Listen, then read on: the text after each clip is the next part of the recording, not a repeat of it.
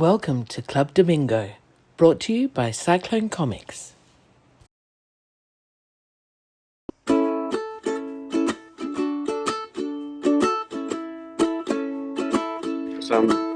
One of these days, one of these weeks, I'll get it right. It's all your fault. You put too much pressure on me with pressing that button. I know exactly. Hey Tim, as you said, we'll stagger through. We'll stagger through. Where the hell are you? Where the bloody hell are you? Why aren't you here? Hey, I'm where I should be, behind my drawing board, but facing the wrong way. That's true. Exactly. With copies some great work of Bo's Wolfen comic that he sent me kindly. Issues 1 and 2. So they're in pride of place on the drawing board there. Brilliant. So cool. you said you're in holiday mode, so you're as vague as anything. So this is going to be great, isn't it? I count on you to be cogent and to the point and eloquent, and now you're going to be all flaky on me. Exactly. Not today. I'm in Hervey Bay in Queensland. Which is that North Queensland? It's not really North Queensland, is it? Nah, it's just Queensland. I'll be looking beyond you at Bongo quite a bit. Who's inside making herself a coffee? Yes, I'm in Hervey Bay. I'm at the Mantra at Hervey Bay, and the Hervey Bay Marina is just behind me there. Very nice. Yesterday was our first full day, so we're recording on Wednesday. Yeah. Yes. And yes, today's Wednesday. So yesterday was our first full day, being Tuesday. So we got here on Monday, and by the end of Tuesday, we already felt like we'd been here for ages and like ready to go home already. As in, we were relaxed and felt like we already had a holiday. Oh, okay. So it's lovely here. It's beautiful. Well, what's that thing? Mate. What's that stuff in the sky behind you? That blue stuff? Of course, we haven't. That's called the sky. Oh, is it? Oh, yes. I have a memory of that. A dim memory.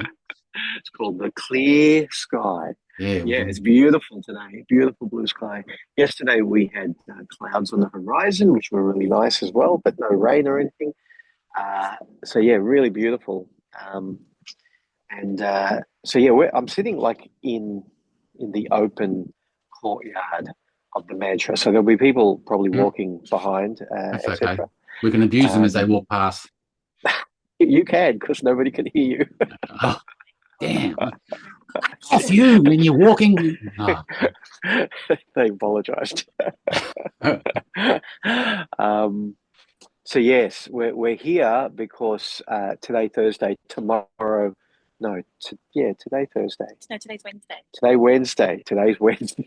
Can you just ask that woman that walked past a question? I asked Bongo, who's in arm shot. You give me your hand. Look at Bongo. Well, not a bit more. No, I think you're making it up. Today's Wednesday. Tomorrow, Thursday, we get picked up by the good folk at Fraser Pop, who are at Maryborough, who are just an hour or so, 35-minute drive inland. A big stone's throw away. That's right, yeah. So we thought we'd come up. We didn't do this the last time that we came for Fraser Pop, which was the first time that we did Fraser Pop. We didn't come up early to have a sit, so this time we thought we'd have a sit. Yeah. And have a bit of a relax for a minute. How old are you again? Here goes that lady again. Rack off, lady. Oh, God. Bloody ruining my background. God. Exactly. Yeah. Beautiful. So, and you've been chilling, you've been seeing the sights there, or you've just been, So yesterday we did a half-day cruise to go and look at some whales, which we were lucky to get some whales. It was great. The lady who was like our commentator said that it's very much the beginning of whale season, so they don't guarantee whales at this time. In about a month's time, they would guarantee good whale spotting. Right. So the fact that we saw about three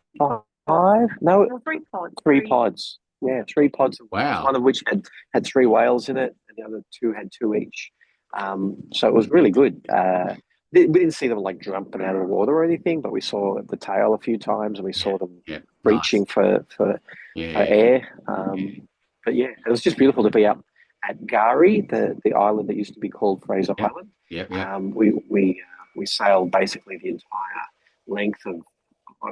We went out until we got to about the halfway mark of Gary, and then we boated up to nearly the top. No, not quite the top of it, and then turned around and came. Yeah, nice one. So lovely to see some whales and to see the blue sky and the blue ocean and just being away from the routine of home. Absolutely, yeah. And that's the largest sand island in the world. Yep. 120 something k's long, and it's pretty long. Yep. Oh, that's good. And and yesterday the conditions were pretty perfect. There was almost no breeze or anything. But today I'm wearing this, and I've actually got a blanket on my knees, even though I'm sitting outside in the sun, because it's quite breezy. And it's how old are you again? Old enough to not be tough. It's like 21 degrees or something. It's probably not that yet. So the breeze. As soon as the breeze comes up, it's a bit cool. It's only 17 degrees right now. But you have been in for a swim, haven't you? Not today. We went for a really long walk yesterday. Like, I don't know how long we were walking, for an hour or more. Because we say we're in Harvey Bay, but we're not in the town centre. We're quite away from the town centre, where where we are at the Mantra and the Easy Break, or whatever they call it. The Break Free. Which is just next door. So two kind of, not really resorts, but two hotel-y type things on the marina. And the marina is beautiful. And this is, I think, where all the boats go if you want to do any whale watching. So what we did was we walked north to Harvey Bay proper, where the shops are and the schools are, and etc. Good half-hour walk. And then we walked out onto this nearly 900 meter long pier.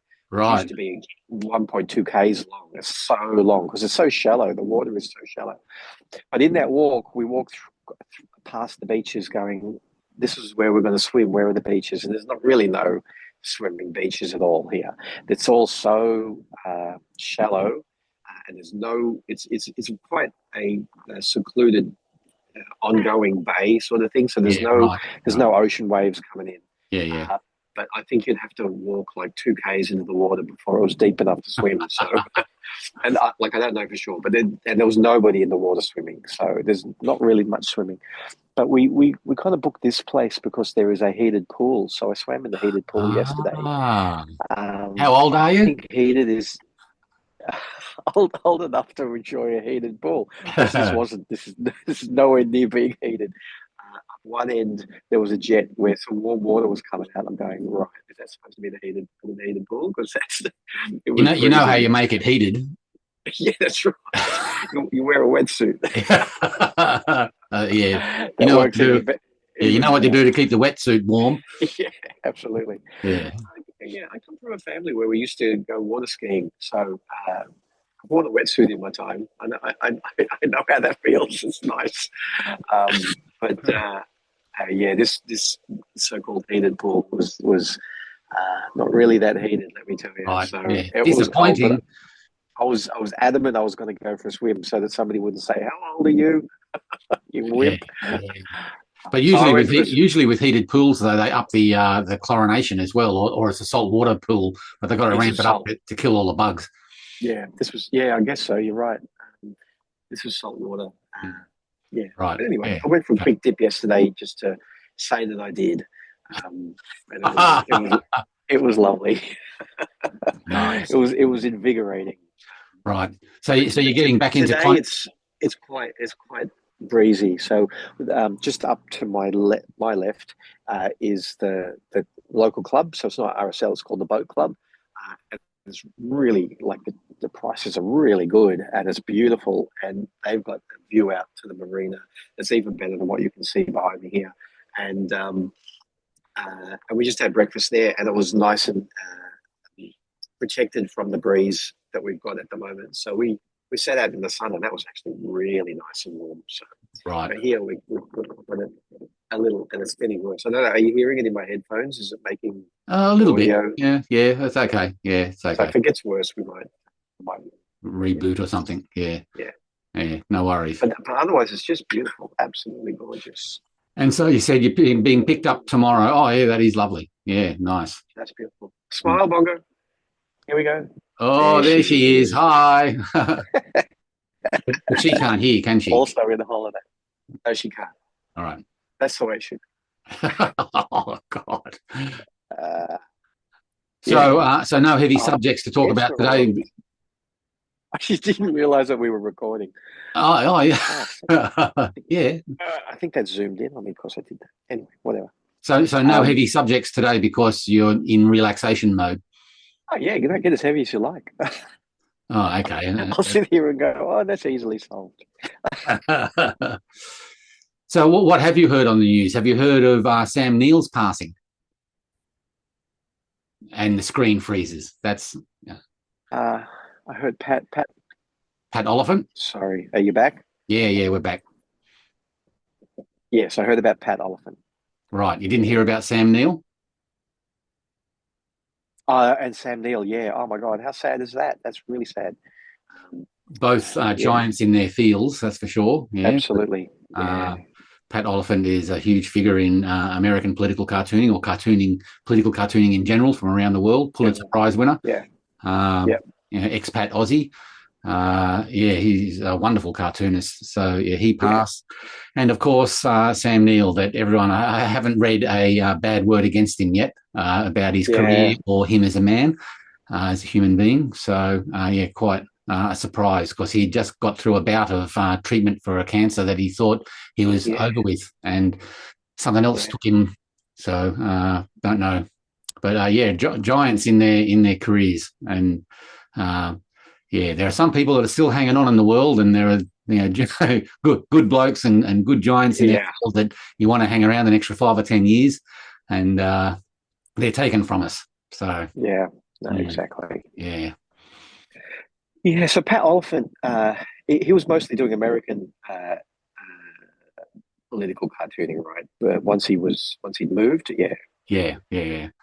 And he rose through the ranks over there quite quickly too. When he moved over there to take up a opportunity in the early 60s, by 1964, I think he was a Pulitzer Prize winner. So his career climb was, quite rocket-like. Yeah. Yeah. Beautiful work. Yeah. That age of cartooning is really lovely to look at, I find. Yeah. And again, that's possibly just because that's the age, that I looked at it in newspapers, so it could be a fashion thing, a trend thing. But I love that stuff. Yeah. Apparently Paul Rigby was the one that suggested he apply for this job for an American newspaper and move over to the States and make a run at it. So that was very nice as well. Yeah, nice story. Yeah.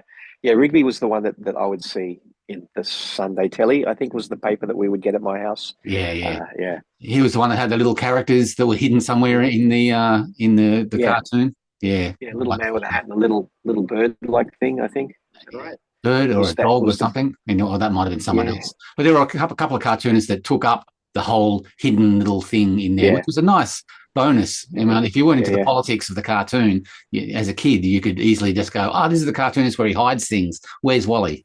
Let's go and find the little bird. Do you want to do the Rook email? That was from a week and a half ago, and we were a bit, it happened at the last minute last week before we recorded. We didn't have time to cover it. But our friend Rook has sent another interesting email that I might read out sections of it. And it was to follow through with the conversation we were having about conventions and crowded schedules as well. So yes. Oh my God. Yeah. Let me tell you something about that when we finish with Rook's email. Oh, okay. Rightio. Who is this man? Woman, person? Who is this person, Rook? I love the mystery. I'm reconciled to never knowing. So anyway, Rook writes, "Hi, Gary and Tim. Maybe I should... No, I can't even do an affectation of a voice because we don't know who Rook is.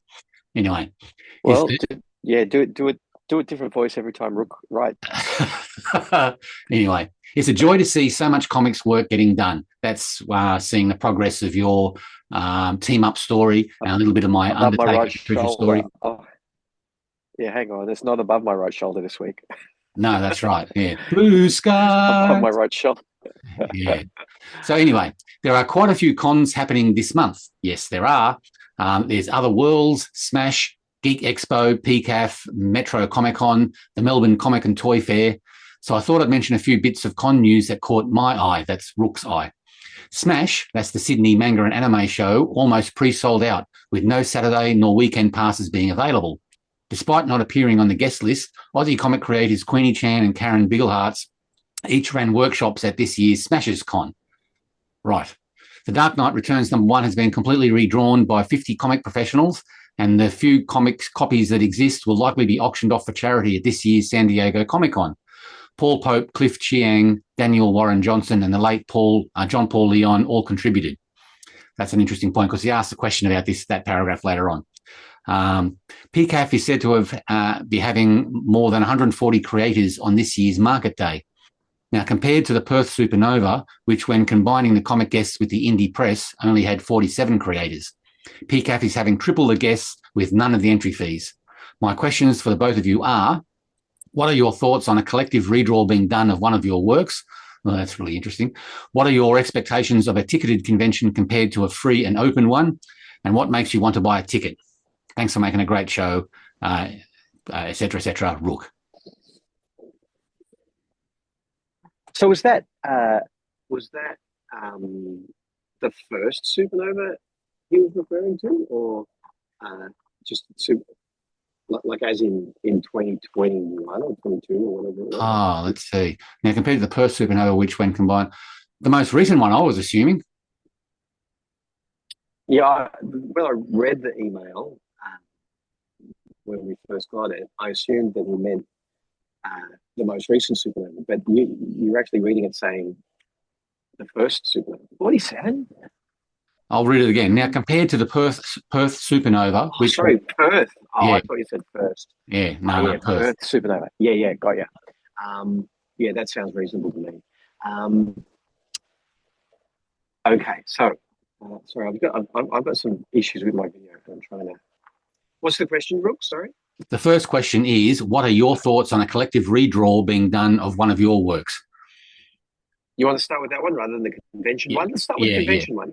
Okay, start with the convention one. What are your expectations of a ticketed convention compared to a free and open one? And what makes you want to buy a ticket if it's a ticketed convention? Right.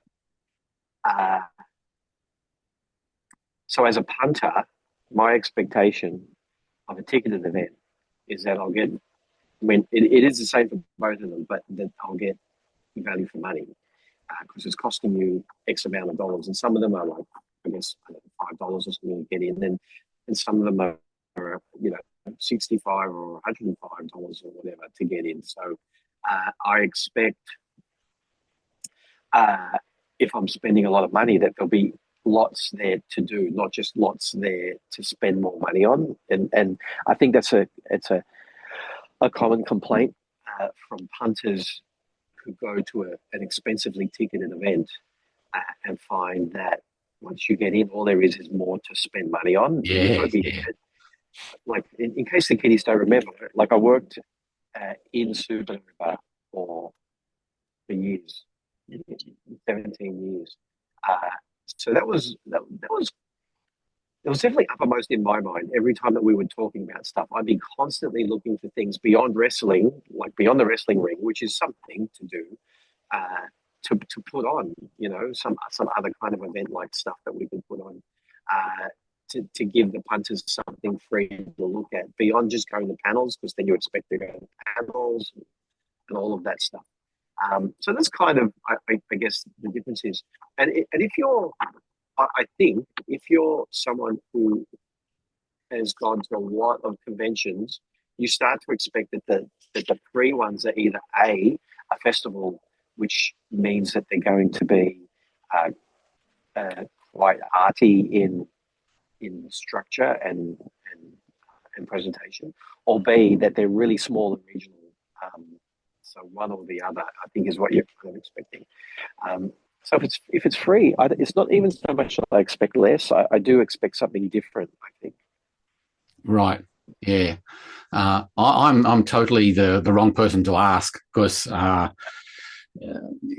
think the whole pricing of the conventions is so expensive anyway. And for a family, if you were to have, like a dad or a mum taking a couple of kids for the afternoon or for the day, there's a lot of money they need to invest before they even get to an indie cartoonist table that are selling a self-published comic, and that the people that are tabling have to put so much money down as well. It seems to me that the only... Oh, my God, yeah. Yeah. And there needs to be, for me, less resistance between that family with their two young, kids wanting to have a look at some comics and maybe talk to a cartoonist or two and have a chat about how to break into the field, or to how to buy back issues of their favourite comic or anything like that. Breaking down the barriers of that access would be important to me. So it comes down to everything's so bloody expensive. And so I'd be more inclined on going to a free event that allows you more money in the pocket to spend for the tablers, whether they be retailers inside or indie creators. What makes you want to buy a ticket? Yeah, 100%. If I was to buy a ticket for anything, I would prefer it to be not an entry ticket to the convention or to the fair, but buying a ticket to hear someone speak, perhaps within the confines of the convention or the fair, might be a consideration, depending on the person that's speaking, and value for money and oomph for the money that you're spending. But again, I don't know if any conventions ever do that. That's a really interesting thing. Convention is free, but if you want to go to the talks, it's $5 to get into each talk or something. Gosh, that's an interesting model. Yeah. Never thought of that. Interesting. Because there are people that will go to these things and just don't go to any of the panels. They just want to, look around the tables, for sure, and get the hell out of Dodge. There are people who go to, like, especially the big ones where there's all the movie stars. There are people who go and they need to be there for the first talk, and then they just sit in panels for the entire weekend and just So if we're talking very much from a comic book fan and aficionado kind of point of view, I think it's very different to the person who goes and wants to spend, and I'm not kidding, $3,000 on paraphernalia and photographs with the stars and signatures with the stars. Again, my work from the inside, there are people that you would see year after year after year buying every ticket that there was, every celebrity package, autograph ticket, every autograph token, everything that was on offer, whether they were a fan or not, because that's what they do. It's their like, a lot of them would call it Nerd Christmas. They would turn up for Nerd Christmas at Sydney Supernova, and spend everything that they've saved since the last Supernova to buy all of that stuff. And it's not like not like an insider secret. That's like, there are people who do that and just love it. But from a comic book person's point of view, it's like, well, we're helping subsidize that by spending $65 to get in, so that you can walk down Artist Alley, go to a couple of panels of the local comic book people and the international comic book people. There are some of the big conventions don't even have any international comic book people come. It's all local. So, and again, I know that there are certain people who, because it's like three tours a year for something like Supernova, that they will spend $1,000 or more every tour on original art from a visiting comic guest. So it's a difficult thing to kind of answer. Like, what do you expect from a free versus a ticketed event? And the ticketed events do help bring in someone like, let's say, Arthur Adams, or so that comic book fans have got like superstar from the past to talk to, as well as it's. I suppose it comes down to different stuff. They're two different animals, aren't they? Absolutely. They're created and their remit is totally different as to what they want to achieve and what their outcomes and their desired results are. And it just comes down to them being two different animals. One is a business, a money-making exercise, and the other is something that is a bit more, we need to cover our costs to get the festivals going, get the art fairs, keep it going, but we're about exposing the art and craft of comics to beginners, to people to socialise, for fellow cartoonists to meet, other in their cohort, and to promote the art form. And they're just two different animals. Yeah. It's very interesting. And I guess because I'm on the inside all the time, I'm either selling there or I work there. It's getting easy here.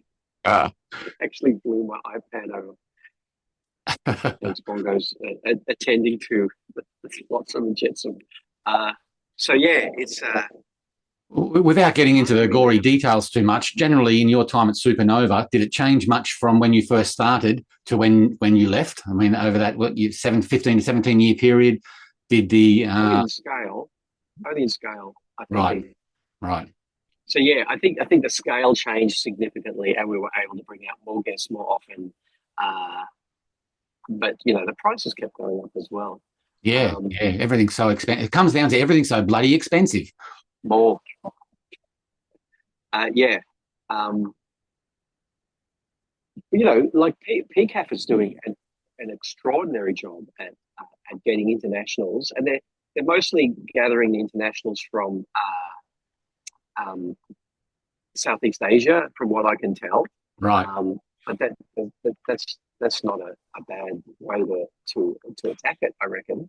I mentioned Mike Seck a little while ago, and Mike Seck has come out to, I don't know if he's come out to more than one, but that's because he lives in Singapore as well. I think it's Singapore that he lives in. So it's like why not? Why not get these people from Southeast Asia, and especially when they're doing such really interesting work, like the people that PCAF are bringing out are doing really interesting work. Every just loading up their iPad with heavy objects sticking. Building a fort. Thumbs up. I think we're fine now. Right. So Paper Cuts are yet to do guests, right? And I don't know what Scamp are doing at this point about guests or not guests. Well, I hope that those shows don't ever start charging at the door. I think that would be a mistake at this stage of the game. But don't you think that part of it, is it again the word remit? Is it part of their remit that being government funded to some extent because they're an arts festival? Part of the reason why they're able to get that is because they say, and it's free, and people can just come and enjoy art. So the big conventions are businesses with a capital B, while the smaller art fairs and shows and festivals are there for another set of reasons beyond the profit. Totally. Yeah. It's really interesting to watch what happens in America, and I'm no expert with the American cons, but something like Emerald City Comic Con, which was started by Jim Dimonakis, as a really kind of almost grassrootsy sort of convention, mostly about comics and mostly about indies, and then like any smart business person, you build up a business and then you sell it for a huge profit, and that's what Jim did.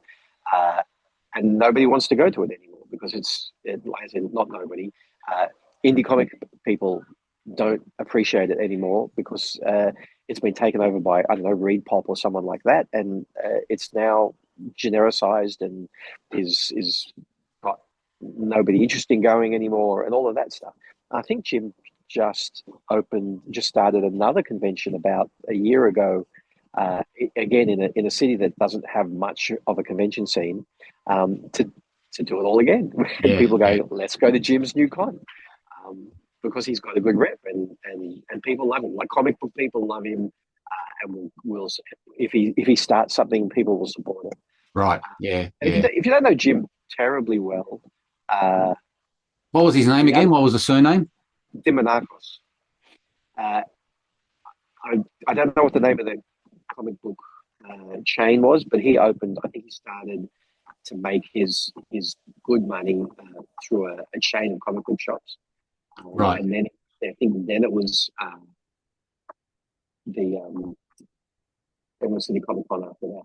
But the other thing that he's started, I think it's less than 10 years ago, is Lightbox in LA, which is a animation convention and festival. Right. And it is like the most incredible arts festival for people in animation. They just love it. People will go from everywhere in the world for a week to go to this really huge festival and just such a ball.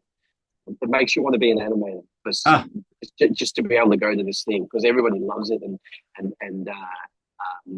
the vibe is just 1,000,000% positive and yeah. So he's built something really incredible there. So he knows what he's doing.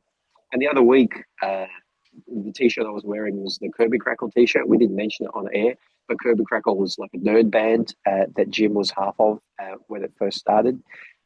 So he even wrote songs for this nerd band. Right. Yeah. So he's done all sorts of things. And he's written a couple of comics. I don't think he's so yeah, we kind of want people who have got comics best interests at heart, even at that level of like Emerald City Comic Con, you know.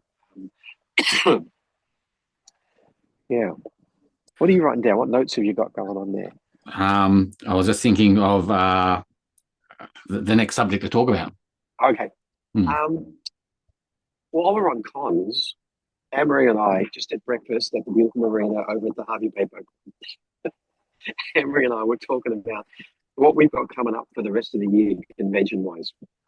Before you do that, yeah. Can we just finish off real quickly with the Rook's email?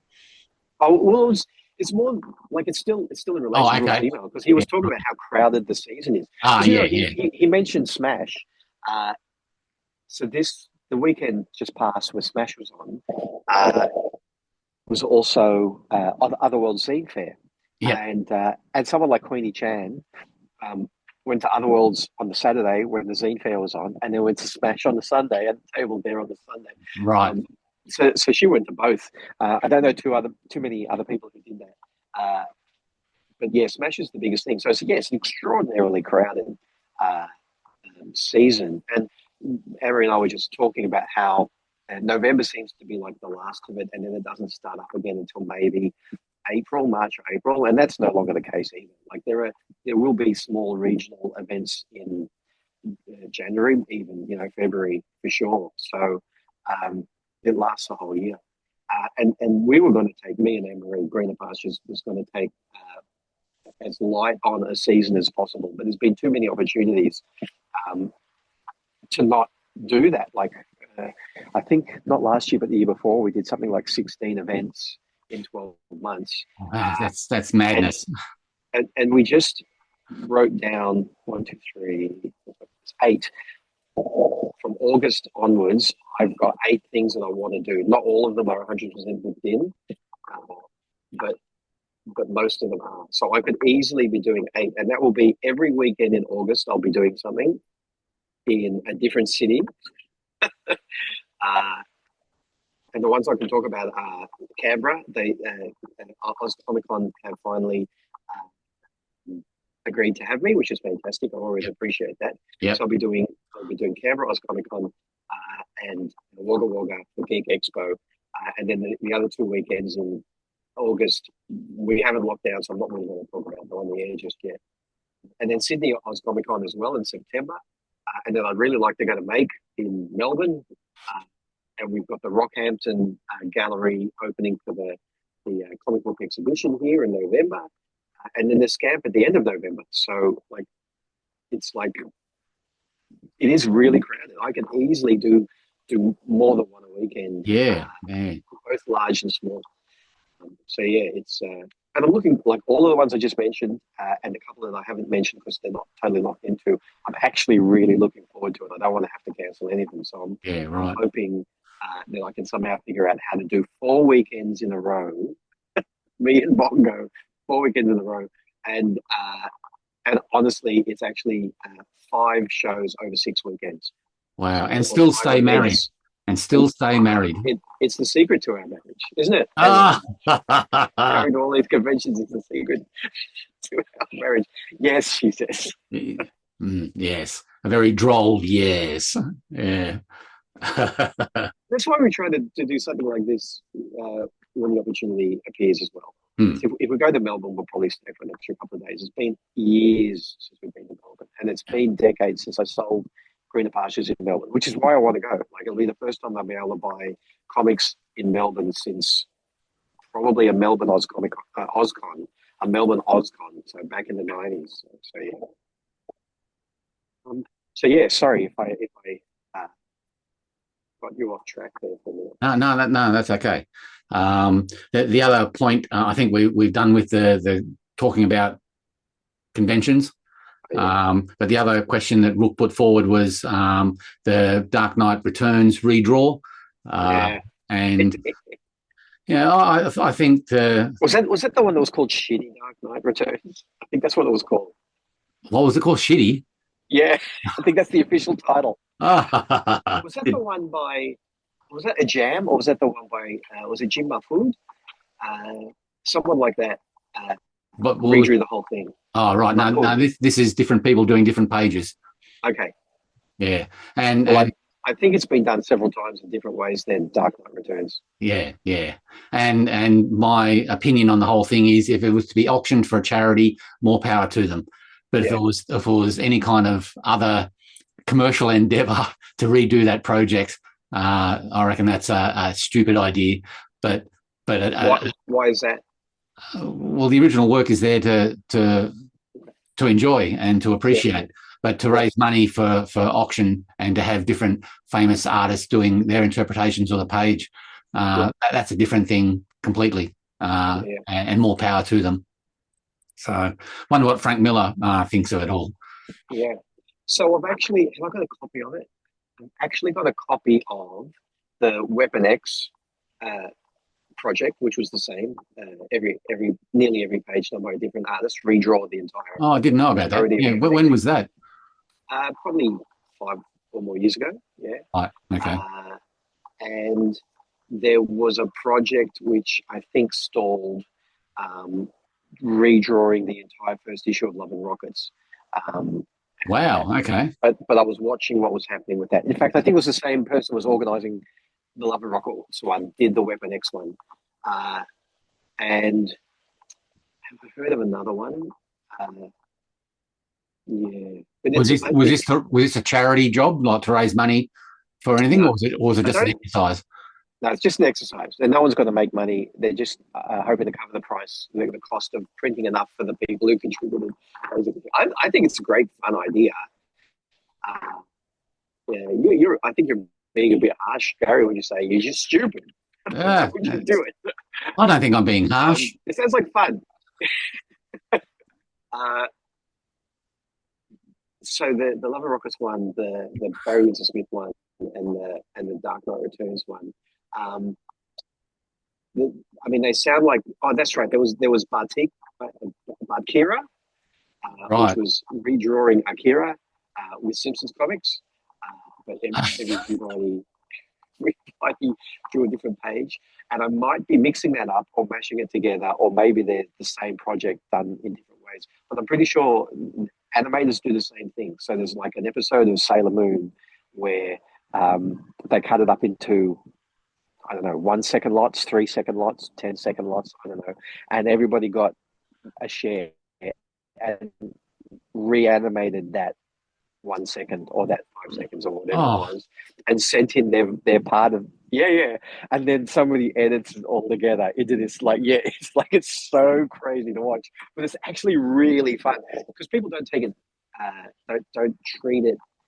They treat it respectfully, but they're having like a great amount of fun as well. So it's in lots of different styles, and some people will do it with stick figures, and some people will do it with claymation, stop motion. Some people will do it with their action figures. Some people will do it perfectly, beautifully in a 2020s style anime. So it becomes an incredible project, and that's been done several times.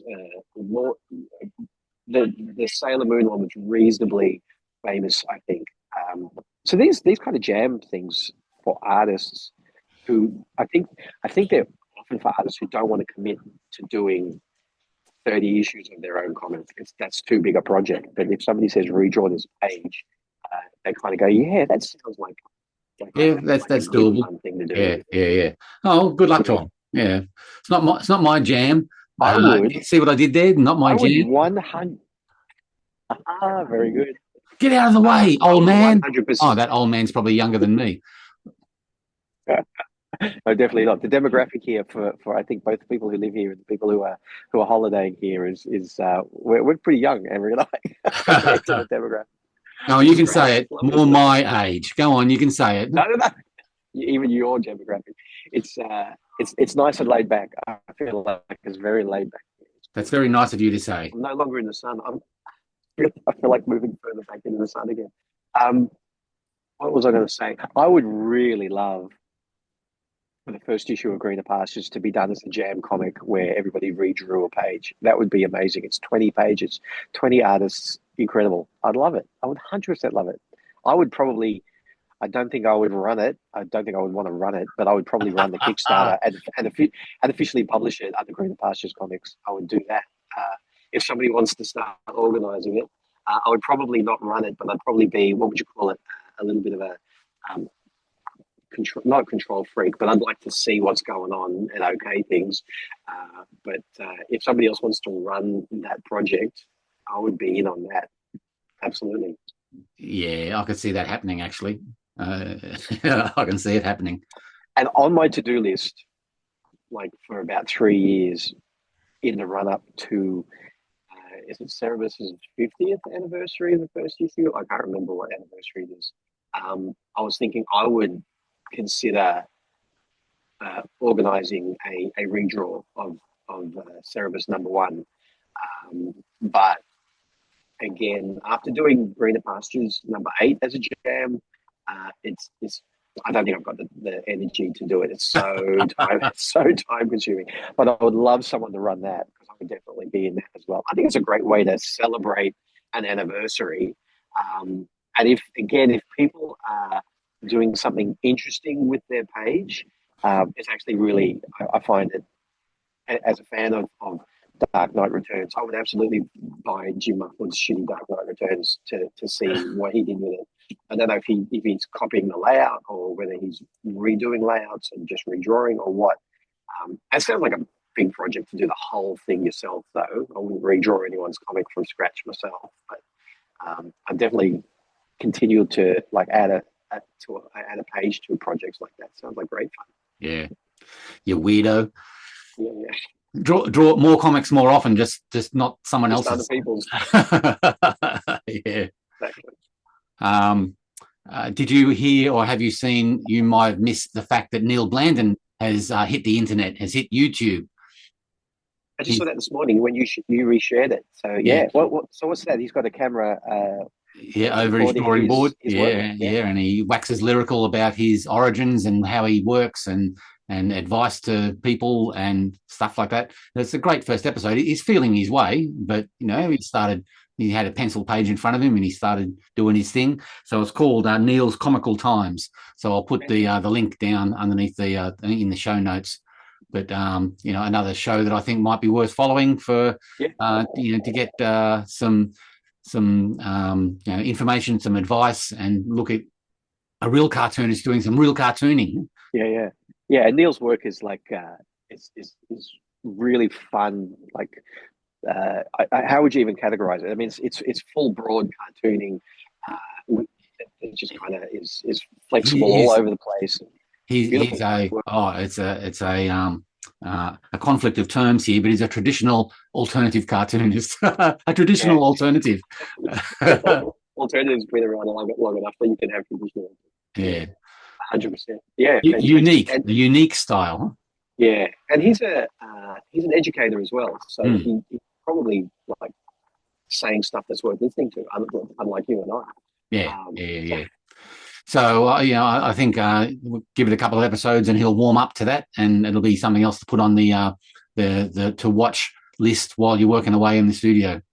Yeah, excellent. Oh, Yes, all right. On your Neale. yeah. Land. He used to call his he still does, like he coined, or he used the term beautiful art form for his mini comics for a long time. He talks about that, and Cool. All right, I won't. he's publishing history and things like that. So yeah, Fantastic. definitely worth a watch if you once you finish Club Domingo, do a search in YouTube for Neale Blanden, and it'll be worth a watch and see the show from episode to episode. Fabulous. Cool. And on your Neale. The other one that is worth mentioning is Lee Chalker's Chinwags. Lee's been reposting his very long list of shows of Chinwags from a couple of years ago, and they're worth following as well. Big, long, in-depth interviews with Australian creators. Yeah. Really worth dipping into again if you didn't the first time. Catch them again now. I think it'd be a lot of good information there for people to listen to. So highly recommend cool. the new Chinwags, or the recycled Chinwags from Lee Chalker and Neale Blanden's YouTube station. And top blokes both. Yes, indeed. The other thing that's raised its head again 30 years later that I thought was quite interesting, but we might talk about that more next week, is a subject from the Comics Journal from 30 years ago, where James Kochalka, who is a compatriot of mine from the Modern Tales era, he's a cartoonist who did American Elf, which was a daily diary comic. He was asked 30 years ago in a Comics Journal review of state of the art form, and he posits that craft is the enemy. And then he was getting a lot of feedback from people like Jim Woodring and people like that, having not an argument, but a debate backwards and forwards.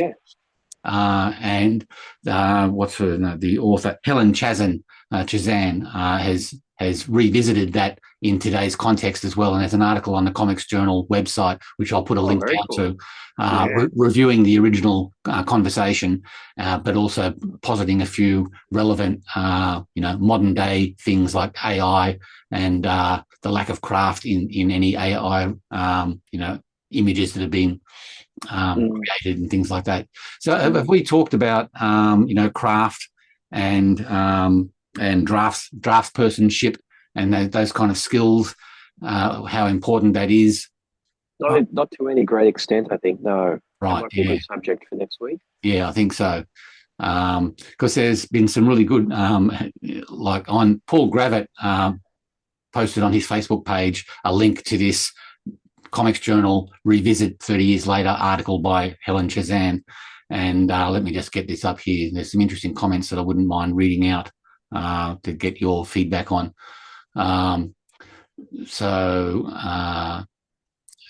Kochalka originally writes, you could labour your whole life perfecting your craft, struggling to draw better, hoping one day to have the skills to produce a truly great comic.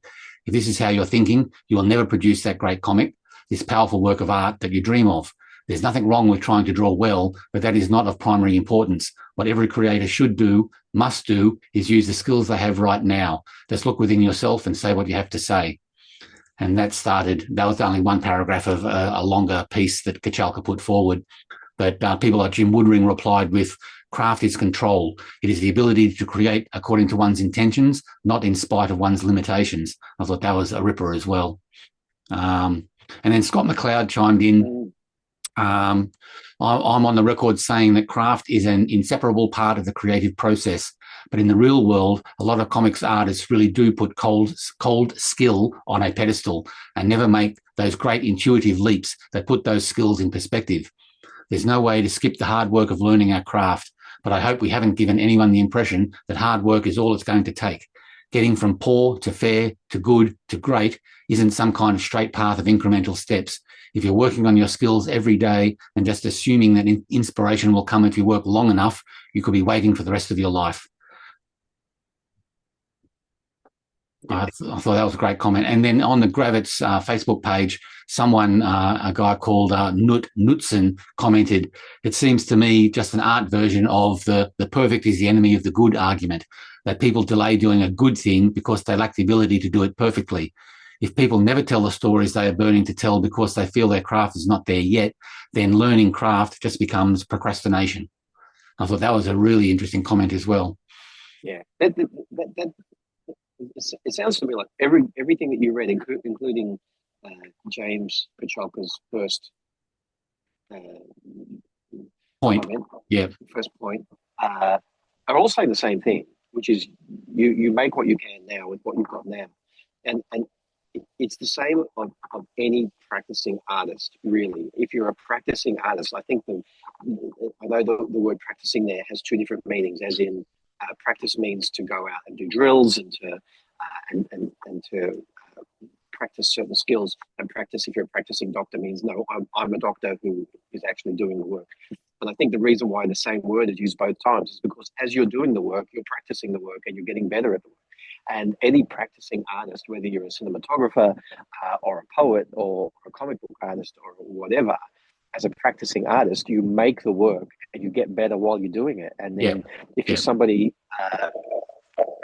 who is who likes to make lots of separate stories, then every story will probably be a little bit better and a little bit more experimental and a little bit more refined, and whatever kind of direction you're heading in at that time.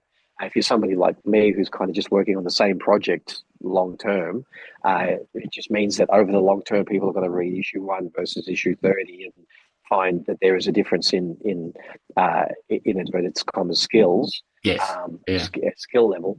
But that's definitely.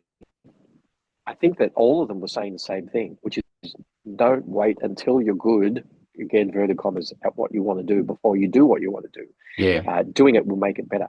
And it's definitely an issue that I come across as a lecturer all the time, that the kids do not want to do their comic because they haven't got the perfect story yet, and the turnaround of the character isn't exactly what they want, and they don't really know how to lay out a page yet. I'm going, you just do it. You know, whatever it might be, it's just crazy that you are saying you're going to wait until you're good at it before you do it, because that's how you get good at it.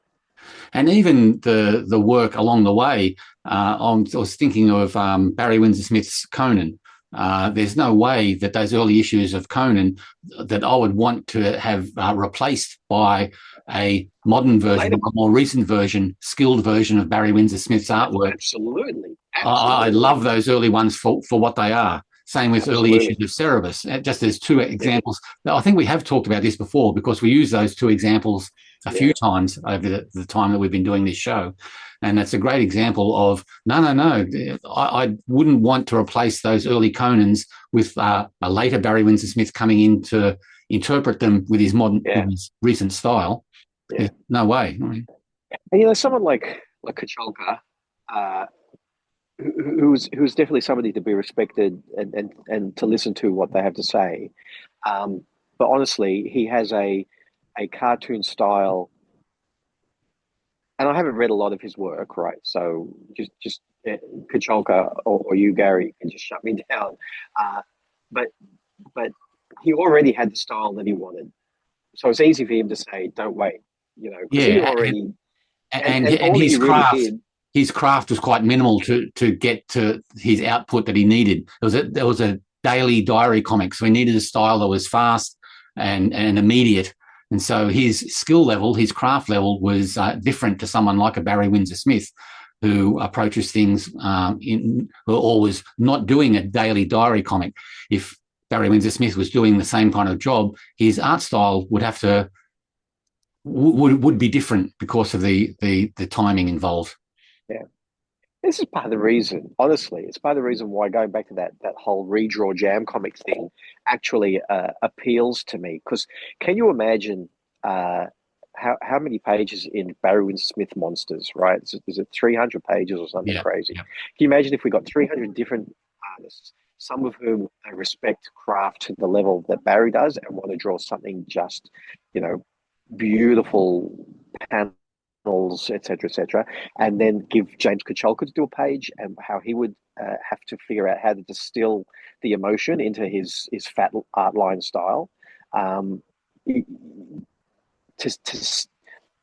you learn from looking at that.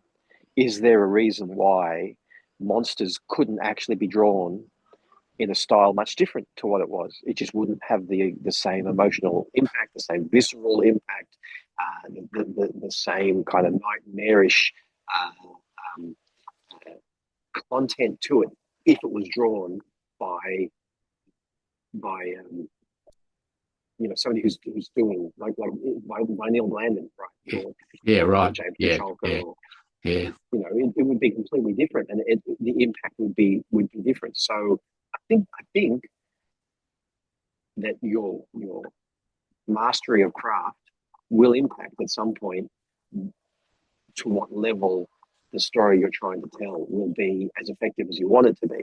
But you have to draw as best as you can to get the impact that you want. And if it fails, it fails. And then in 10 pages time, when you're trying to get a similar impact, it'll work better that time, right? But when are you ever going to be at Barry Windsor Smith? Barry Windsor Smith basically waited until he was ready to retire to finish Monsters and said, right, now I'm done. I feel like I'm done. Yeah. If that makes sense. Yeah. Plus, it's a different approach when you're having 32 artists reinterpreting Dark Knight Returns when there is the original already sitting there to refer to. But if you're doing it, which is why I quite like the idea of your Greener Pastures issue where different artists penciled different pages, but the story was an original story. So you are encountering it's a whole different set of muscles and wiring in the brain because the story was part of the jam. While the other thing is a homage or a bit of fun referencing the original story. And I think they're two different animals as well. Very cool. That's a great kind of mixture of things we're talking today that are all kind of blending in a bit. Very cool. And I was trying to boil down my thoughts. Don't ever put me on a debate team because I'll be swapping sides left, right, and centre. I've said this before too. I'm hopeless when it comes to opinionated opinions. But like I'm a bit of a generalist, and it comes down to each their own as far as how much drafts person skill, anatomy and story structure or page structure and things like that you apply to your page. But you need to know the language of comics and the rules of comics before you can start breaking them. And I think that's an important base level as well, is learning your craft well enough so you can start breaking the rules and be expressive and be creative outside of that basic language.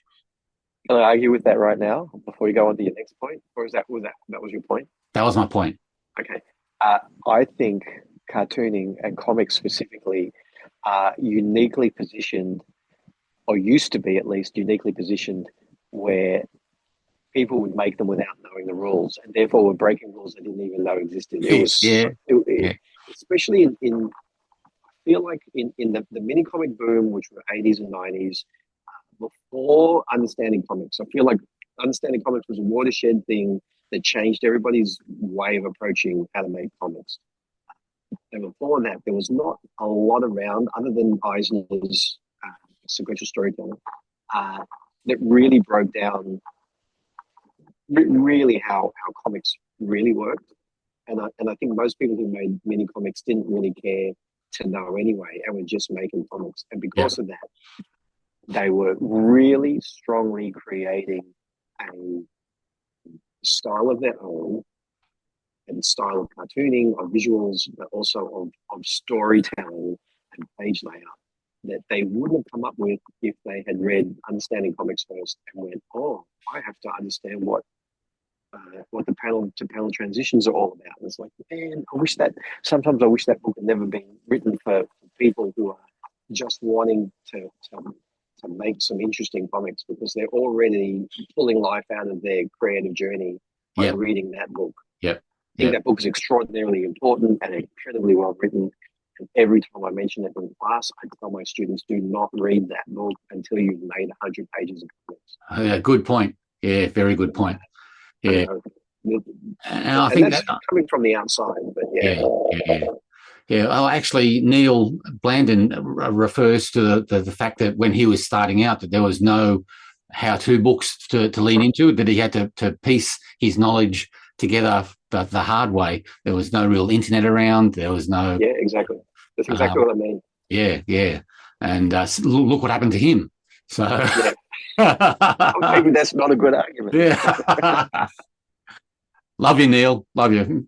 Yeah. No, but that's where the uniqueness comes from I reckon that generation. I don't just mean Australia, so I just mean like that indie underground sort of artist at the time. Yeah. That there was no formalization on how to make comics work, you know. Yeah, yeah. And learning the craft is important. And I've said before that I'm not a huge fan of a magician showing how a trick is done, but it is these days. It is easy enough to find out the basics of making like how comics work, from pacing and timing and sound effects and the word balloons and word balloon placement. But it's I've just said a couple of things that like a whole terms course you could study effectively, but word balloon placement and how the eye tracks around the page, it's all very important. And once you understand those things, you can start playing with those concepts. Is that different in Europe? How long has Europe had universities that teach comics? They've been doing that since the 70s? Probably. I don't know. I wouldn't be surprised. I don't know. That would be different. It might be interesting to think about it in a less English language centric point of view, because maybe in Europe, if you wanted to be a comic book artist, you were learning either from a mentor, like being in a studio, or maybe there was universities already where people are actually telling you this is how it works. Yeah. And the emphasis on like eye tracking might be a bit less for the Europeans, because their panel structure is more word balloons, big chunk at the top, little area at the bottom for your figures. So and mid-range for head and shoulder shots might happen 3 and 4 times in a row. So there is no eye flow really, except for top left. And the size of the page as well, meaning it's so big that we're just looking at every panel individually. Forces you to do that a bit more. Wow, that's interesting. Yeah. So it becomes more of an emphasis on draftsmanship for the European comics, that if you're going to draw a horse really well for a Western, graphic novel. And, anatomy becomes more important, depending on what you're doing, of course. But like craft versus draftsmanship starts to the balance starts to shift a little bit. Gosh, interesting. Anyway, how important was it to you in your work? I've always considered myself a shoot from the hip kind of person. Learning by osmosis from comics that I liked was the main thing, really. The Paul Gulacy's of the world, Mike Zeck's, the Craig Russells, it was osmosis learning. It was the only thing that was around, I think, was the Will Eisner book at the time, and how to draw comics the Marvel way. And I didn't want to draw comics the Marvel way. So when you talk with, like, to pull those 3 names, Gulacy, Zeck, and Russell, Zeck is much more of a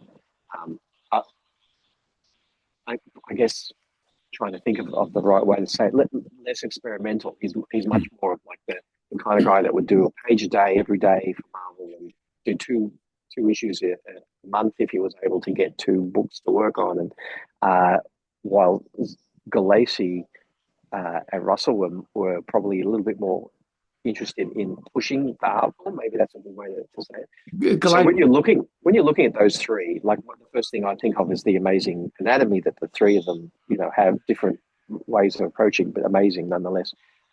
But the storytelling is really incredibly important, especially in early Gulacy and for P. Craig Russell. So is that where you were learning storytelling as well? Yeah. I think Gulacy introduced to me the cinematic ability of comic pages, how you can look at things from a camera's point of view and create panel-to-panel sequences that are very strong in a cinematic sense. Craig Russell introduced the not only anatomy but also the operatic aspects of a page layout, how you can be quite design centered on a page, like his Killraven. Some of his stuff in the Killraven comics was absolutely amazing. Billy Graham for the Black Panther stuff in Jungle Action was another one that was heavily inspirational for me as well. You mentioned Billy a lot, and I've never really looked closely into Billy Graham's work. It felt a little bit messy to me when I was looking for stuff that was, inked by Joe Sinnott or something. Well, Billy Graham's stuff had a lot more energy in the line work, so it didn't appeal to me at the young age it was. So I really need to look again. His Black Panther stuff was preferred by me compared to his other projects. Like he was on Power Man and Iron Fist, I think, for a little while. And he was on a few other things that to me that didn't ring the same bell as when he was on the Black Panther, Jungle Action, Panther's Rage storyline. It was like a level above, and again he introduced that cinematic ability with the page, that the page can be more than just panels. You can really experiment with it. Zep to me introduced a lot of action and movement as far as superheroic fight scenes and dynamism. And Galassi was very cinematic and stylish and classy with his cinematic approach to the Master of Kung Fu issues. So all those things were like all thrown into the blender, and that I was trying to replicate on the page in the early days. Yeah, exactly. Yeah, very cool. Will that do us for the week? Oh, I reckon. I thought that conversation we just had would probably be what we talk about next week, but we've covered that pretty well, I reckon. Yeah, we'll think of something else to talk about. Unless, of course, people write in with some ideas and thoughts on what we talked about this week. So they can send emails to clubdamingo@cyclonecomics.com.au, and we'll read it out. Really appreciate that Rook has a thoughtful piece of email to send to us every so often. It's good stuff. Okay, let me set up these stop recording buttons. But don't tell anyone you're doing it so that it looks seamless. That's right. Here we go. Okay, I've actually got a blanket on my. How old are you? Exactly. It's actually become quite breezy. Well, we'll sign off, and you can enjoy your day. Fantastic. All right, I'm going inside because it's freezing out here. I'm going to go sit in the sun. Say goodbye to everyone. See you, kiddies. See you next week. See you, friends. Bye.